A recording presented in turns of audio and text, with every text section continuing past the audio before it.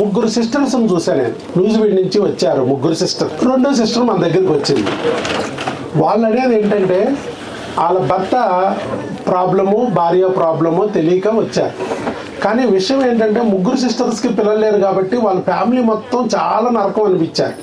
ఎందుకంటే ముగ్గురు వాళ్ళకి లేదంటే ఏ ఫ్యామిలీ తేడా అనుకుంటారు కదా సహజంగా. ఒకే ఫ్యామిలీలో ముగ్గురికి లేదంటే మీ ఫ్యామిలీలో ఏదో తేడా ఉంది అనుకుంటారు. అట్లాగే వాళ్ళు కూడా అవమానాలు భరించారు.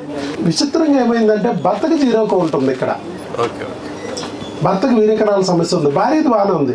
ఎప్పుడైతే మనం మందులు పెట్టి వీర్యకణాలను సరిచేసామో వాళ్ళ ప్రెగ్నెన్సీ వచ్చింది రెండో ఆవిడికి. ఆవిడ మొదట ఆవిడికి మన మూడో ఆవిడికి కూడా చెప్పుకుంది, మాకు వచ్చేసింది, నువ్వు కూడా చూడు రండి అని చెప్పి. ఆబ్వియస్గా వాళ్ళు వచ్చారు.